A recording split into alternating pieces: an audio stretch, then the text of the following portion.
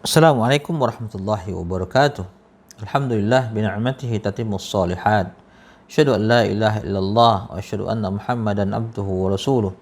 Allahumma shalli ala Muhammad wa ala ali Muhammad. Ya ayyuhalladzina amanu taqullaha haqqa tuqatih wa la tamutunna illa wa antum muslimun. Ikhwani wa akhwati rahimani wa rahimakumullah. Alhamdulillah kita berjumpa kembali pada kajian mausu'ah min akhlaki Rasulullah sallallahu alaihi wa alihi wasallam. Pada pertemuan yang ketiga ini insyaallah kita akan membahas tentang kedudukan adab dalam pandangan salaf. Thayyib, ikhwani wa akhwati rahimani wa rahimakumullah. Telah disebutkan dari para salaf tentang pujian terhadap adab dan orang yang mengamalkannya, keutamaan serta dorongan kepadanya, serta banyak sekali riwayat maupun penukilan yang menjelaskan kedudukan adab dalam pandangan mereka. Di antaranya adalah Habib Al-Jalab menuturkan, aku bertanya kepada Ibnu Mubarak rahimahullah ta'ala, apakah sebaik-baik perkara yang diberikan kepada seseorang? Maka dia menjawab, akal yang cerdas. Aku bertanya, kalau tidak bisa, dia menjawab, adab yang baik. Aku bertanya, kalau tidak bisa, dia menjawab, saudara penyayang yang selalu bermusyawarah dengannya. Aku bertanya, kalau tidak bisa, dia menjawab, diam yang panjang. Aku berkata, kalau tidak bisa, dia menjawab, kematian yang segera. Imam Asy-Syafi'i rahimahullah ta'ala, beliau berkata, barang siapa ingin Allah membukakan hatinya atau meneranginya, hendaklah ia berkhalwat, menyendiri, sedikit makan, meninggalkan pergaulan dengan orang-orang bodoh, dan membenci ahli ilmu yang tidak memiliki insaf, sifat atau sikap objektif dan adab. Ibnu Sirin rahimahullah ta'ala berkata, para salaf mempelajari adab sebagaimana mereka mempelajari ilmu. Al-Hasan berkata, sesungguhnya seorang laki-laki keluar untuk menuntut ilmu, maksudnya menuntut ilmu adab, selama 2 tahun, kemudian 2 tahun. Subhanallah. Habib bin Asy-Syahid berkata kepada anaknya, wahai anakku, pergaulilah para ulama dan para fuqaha, belajarlah dan ambillah adab dari mereka, sesungguhnya hal itu lebih aku sukai daripada banyak hadis. Seorang salaf mengatakan kepada anaknya, wahai anakku, engkau mempelajari 1 bab tentang adab lebih aku sukai daripada engkau mempelajari 70 bab dari ilmu. Mukhallad bin Al-Husain berkata kepada Ibnul Mubarak, kami lebih membutuhkan banyak adab daripada banyak hadis. Dikatakan kepada Imam Asy-Syafi'i rahimahullah ta'ala, bagaimana hasratmu terhadap adab?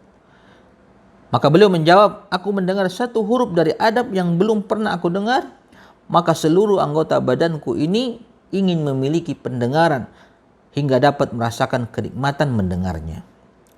Lalu ditanyakan, bagaimana keinginanmu untuk mendapatkannya? Maksudnya mendapatkan adab. Maka dia menjawab, seperti seorang ibu yang kehilangan anaknya, sedangkan ia tidak memiliki anak selainnya. Subhanallah. Abu Bakar Al-Mitwa'i rahimahullah ta'ala menuturkan, aku bolak-balik kepada Abu Abdillah, yakni Imam Ahmad bin Hanbal selama 10 tahun. Subhanallah. Beliau membacakan kitabnya, kitab hadisnya maksudnya Al-Musnad, kepada anak-anaknya. Jadi Imam Ahmad membacakan kitabnya kepada anak-anaknya. Aku tidak menulis satupun hadis darinya. Aku hanya melihat pada adab dan akhlak beliau. Imam Az-Zahabi mengatakan bahwasanya majelis Imam Ahmad bin Hanbal rahimahullah ta'ala dihadiri oleh 5.000 orang. 500 diantaranya mencatat, sedangkan selebihnya mengambil manfaat dari perilaku, akhlak dan adab beliau. Subhanallah. Ibnu Mubarak rahimahullah ta'ala berkata dalam syairnya, jarabtu nafsi fama wajadtu laha min ba'di taqwal ilah kal adab fi kulli halatiha wa in karihat afdal min sumtiha anil kadhib aw ghibatin nafsi in ghibatahum harramaha dzul jalali fil kutub qultu laha ta'ian wa akrahuha al hilmu wal ilmu zaidu dzil hasab in kana min fiddatin kalamuka ya nafsu fa inna sukuta min zahab. Sekian lama aku telah menempa diriku dan adab adalah yang terbaik baginya setelah takwa.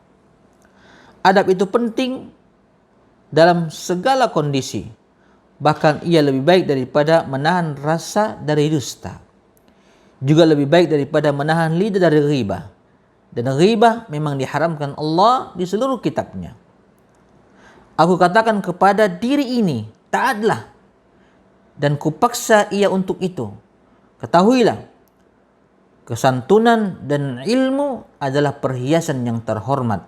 Wahai jiwaku, seandainya ucapanmu itu seperti perak, maka diammu seperti emas. Ibnu Mubarak rahimahullah ta'ala juga berkata, aku mempelajari adab selama 30 tahun dan aku mempelajari ilmu selama 20 tahun. Adalah para salaf mempelajari adab baru kemudian mempelajari ilmu. Dalam kitabnya Al-Faruq, Al-Gharafi menjelaskan kedudukan adab. Ketahuilah, sedikit adab lebih baik daripada banyak amal.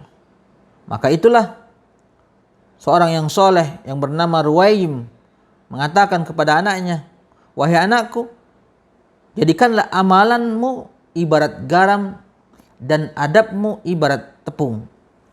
Yakni perbanyaklah adab hingga perbandingan banyaknya seperti perbandingan tepung dan garam dalam satu adonan. Banyak adab dengan sedikit amal adalah lebih baik daripada amal dengan sedikit adab. Subhanallah. Inilah pandangan para salaf tentang adab, tentang akhlak, serta urgensinya untuk kita pelajari. Ikhwani wa akhwati rahimani rahimakumullah, semoga bermanfaat. Kita tutup dengan kafaratul majlis. Subhanakallah wa bihamdika asyhadu an la ilaha illa anta astaghfiruka wa atubu ilaik. Wassalamualaikum warahmatullahi wabarakatuh.